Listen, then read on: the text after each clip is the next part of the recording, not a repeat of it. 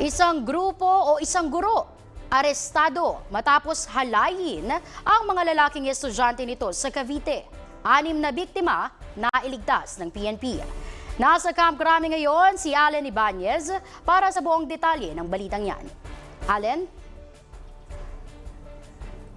Yes, Judea, naaresto ng PNP Women and Children Protection Center ang isang senior high school teacher dahil sa pang-aabuso nito sa kanyang mga lalaki estudyante sa Cavite City. Target umano ng 48 taong gulang na guro ang mga lalaking kanyang estudyante na inaalok ng maliit na halaga ng pera kapalit ng sexual na aktibidad. Ayon kay PNP-WPC Director Brigadier General Maria Sheila Portento, natanggap nila ang reklamo sa pamamagitan ng National Center for Missing and Exploited Children at Interpol's Child Sexual Exploitation Database. Sa kanilang pagsasagawa ng cross-matching, natuklasan ang ilang videos na nagpapakita ng pang-aabuso sa mga lalaki estudyanteng menor de edad.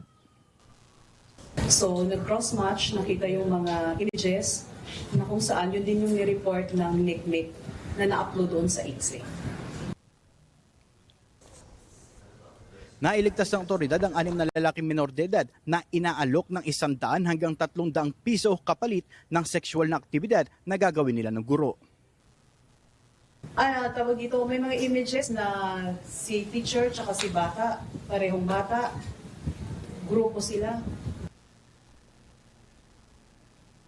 Dagdag pa ni Portante, isinasagawa ng sospek ang pangahalay ng sa kanyang bahay mismo kasama ang mga pagbibideo ng kanilang sexual na aktibidad, kung saan nakita ng otoridad na mayroong 32 na relawan at video ng kahalayan at pang-aabuso ng sospek sa mga menor de edad.